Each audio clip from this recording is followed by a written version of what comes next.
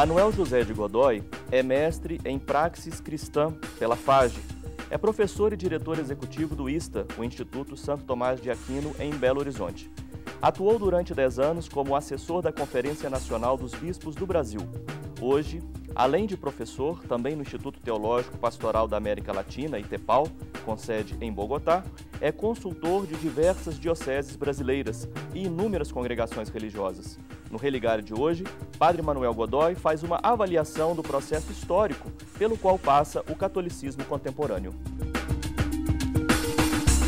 Seja bem-vindo, Padre Godoy. Quer sugerir um tema, fazer um comentário ou dar alguma sugestão?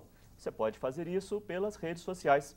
Siga Flávio Senra pelo Twitter e curta a página do Religare Conhecimento e Religião no Facebook. Você pode também ter notícias do programa na página tvhorizonte.com.br/religare.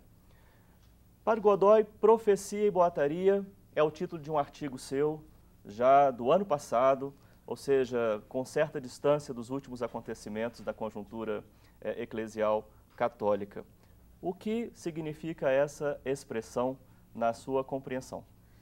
Eu venho acompanhando o processo eclesial já há muito tempo, né? Desde que eu fiquei na CNBB, muito tempo, eu vim acompanhando todo o processo eclesial. E eu percebi que começavam a surgir literatura e muitas falas de vários articulistas, vaticanistas, sobretudo, e começava uma boataria muito grande a respeito de questão de finanças, a respeito da questão moral na igreja. Então, as coisas muito internas da igreja. E aí eu comecei a comparar, porque eu sou padre há mais de 30 anos. E eu fiquei padre numa igreja que era muito profética, em São Paulo.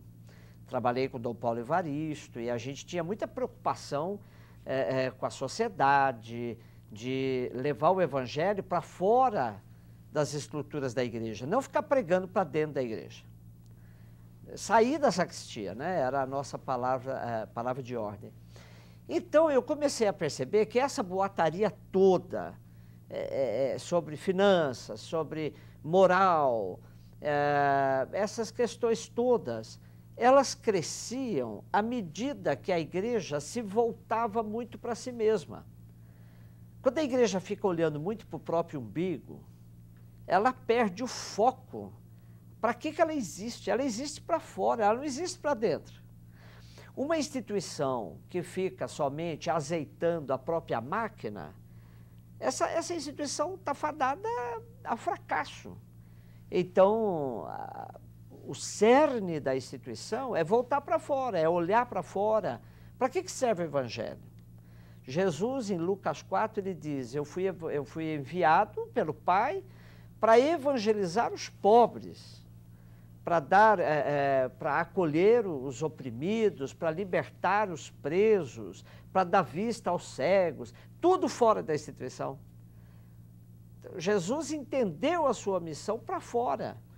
Nesse sentido, na sua análise, nós vamos falar bastante sobre vários aspectos da sua reflexão na análise de conjuntura da Igreja Católica atual. Arrefece a profecia?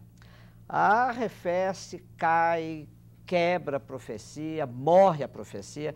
Haja visto, por exemplo, que hoje, quais são os meios de comunicação que estão atrás para saber da posição da igreja para fora dela?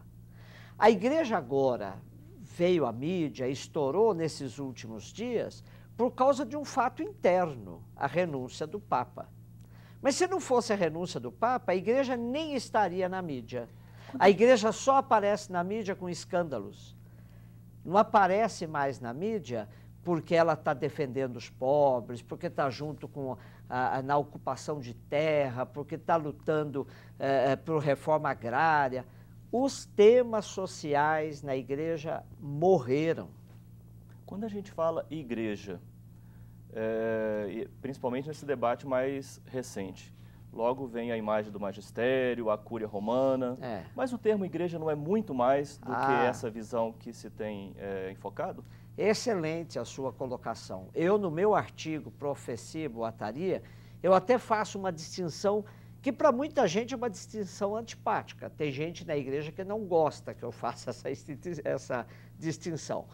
Uma coisa é a instituição católica, com a sua hierarquia, com a sua burocracia, a sua maneira de tocar a instituição. Outra coisa é a igreja, assim no sentido mais amplo, que a igreja é o povo de Deus, né? A igreja é todo batizado, é a igreja. Todo aquele que de fato professa a sua fé, né, em Jesus Cristo, por meio da Igreja Católica, é a Igreja Católica. Agora, a instituição católica, sim, aí é a hierarquia, a burocracia, é manter a máquina. Esse termo é bastante caro ao Concílio Vaticano II, né? Igreja, povo de Deus. É interessante, a Lumen Gentium, que é o documento do Vaticano II por excelência, que fala sobre igreja, a Lumen Gentium ela é muito bem estruturada em 8 capítulos. E o primeiro capítulo, ela vai dizer das fontes da verdadeira igreja. E as fontes da verdadeira igreja, ela coloca como a grande fonte a Trindade. Então, quando você pergunta de onde vem a igreja, a Lumen Gentium responde, a igreja vem da Trindade. E no 7º capítulo, que o 8º fala de Maria, mas no 7º é escatologia, que é sobre para onde vai a igreja. Então, para onde vai? Ela volta para a Trindade. Então, quando você pergunta para a Lumen Gentium o que é a igreja tem a sua origem na Trindade e o seu destino final, a Trindade. Mas aí, os bispos conciliares tinham que encontrar um conceito histórico, porque a igreja está na história. Então, é fácil dizer, bom, a igreja vem da Trindade e vai para a Trindade. E na história, como é que a gente define uma igreja que não traia a sua origem e o seu destino final, a Trindade? E eles encontraram 2 conceitos que se imbricam, estão juntos. O conceito igreja, povo de Deus, e igreja, comunhão. Os 2 conceitos vão muito ligados, né? Vão muito ligados. Então, igreja, povo de Deus. E aí, com a definição igreja, povo de Deus, uma coisa é importante. O grande sacramento fundante da igreja, povo de Deus, é o batismo e não a ordem. Porque nós víamos, desde o Concílio de Trento, sobretudo do século XVI, nós víamos ressaltando, se você perguntasse para um homem na rua, um fiel qualquer, o que é a igreja? Ele ia dizer, a igreja é o templo, ele ia dizer, a igreja é o Papa, são os bispos, a igreja são os padres, porque a visibilidade da igreja é a hierarquia.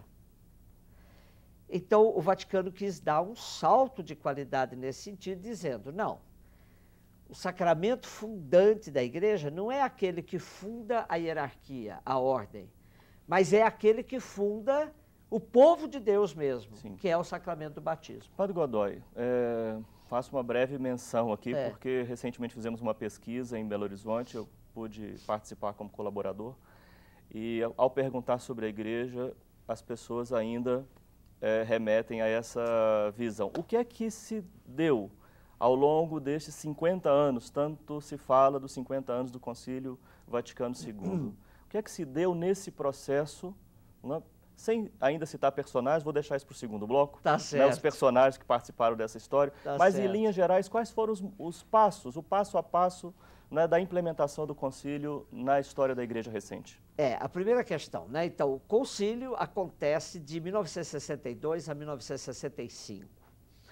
E é interessante situar, historicamente, porque nós estávamos inaugurando praticamente uma década em que o PIB mundial, o Produto Interno Bruto do mundo, crescia. Era o período do desenvolvimentismo. Economicamente, o mundo estava começando a reagir à crise da Segunda Grande Guerra, que termina lá por 40 e poucos, depois de 45. Então, depois da década de 40, onde o mundo sofreu o baque da Segunda Grande Guerra, quando a gente chega na década de 60, nós estamos reagindo, o mundo todo reagindo, economicamente, politicamente. Nós vivíamos, sim, o período da Guerra Fria, inaugurado em 1917 com a Revolução Bolchevique na União Soviética.